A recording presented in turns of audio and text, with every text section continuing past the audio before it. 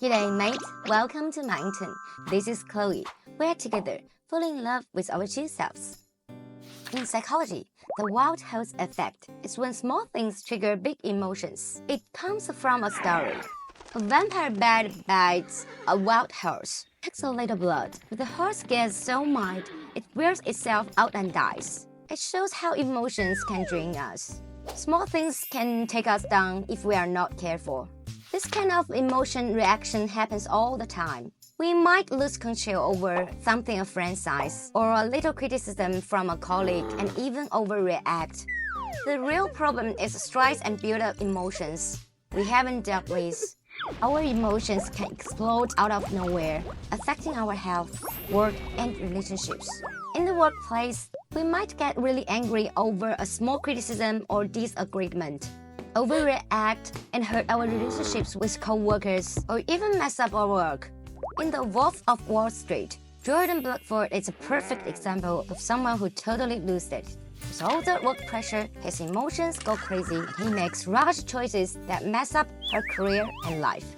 The movie shows how losing control of your emotions can wreck both your job and your relationships. And that's what really brings him down. Not just that, but losing control can mess up our family too. A small argument, if we don't calm down, can turn it into a big issue and push people away. If we don't manage anger or anxiety, it can hurt those close to us and leave a gap. Often, we don't even see our own reactions causing the harm. More importantly, losing control of our emotions affects our decision-making. When emotions take over, we can't stay calm or think clearly, and even up making impulsive choices we regret later. These emotional decisions usually lack foresight and can lead to unnecessary losses.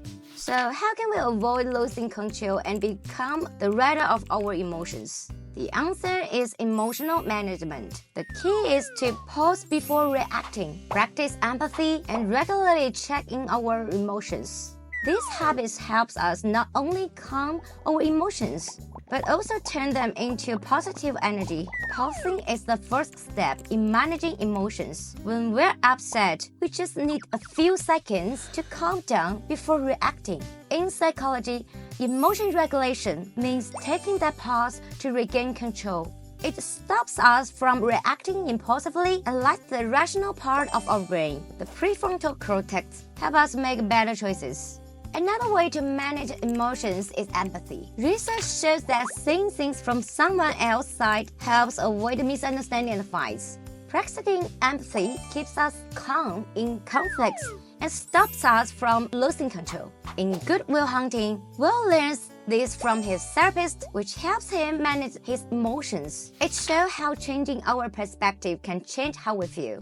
Also, regular emotional check-ins are key.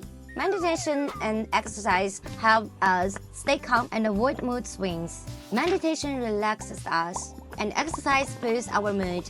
Regular emotional care makes us calmer and more clear-headed in tough times. Emotions aren't the enemy, they're just how we respond to challenges.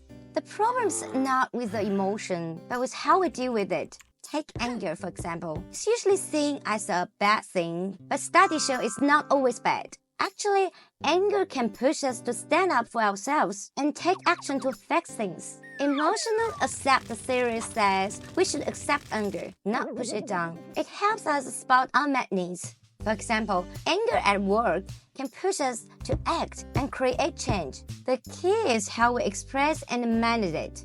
Cognitive reappraisal suggests changing how we see things to manage anger, not let it control us. Anger can drive action, not just react impulsively. Anxiety isn't always bad. A bit of anxiety keeps us alert and helps avoid risks. But if it lasts, it can mess with our decisions and make us lose control.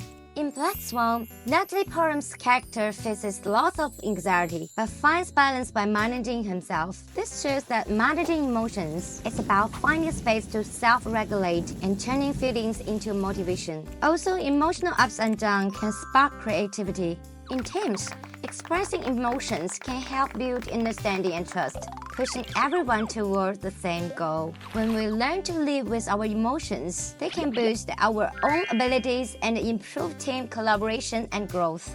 So managing emotions not only help us solve problems but also keeps us healthy. When we handle our emotions well, we can find more opportunities, get through tough times, and improve ourselves. To wrap up, losing control of emotions is like a wild horse. It causes problems. But if we pause, try to see things from others' views, and adjust, we can use emotions as fuel, not obstacles. Managing emotions makes life better and helps us connect. Hope today's talk helps you manage emotions and live more focused life. Subscribe to the channel and click the bell for updates on latest content and psychology insights. Thanks for watching and stay tuned. See ya!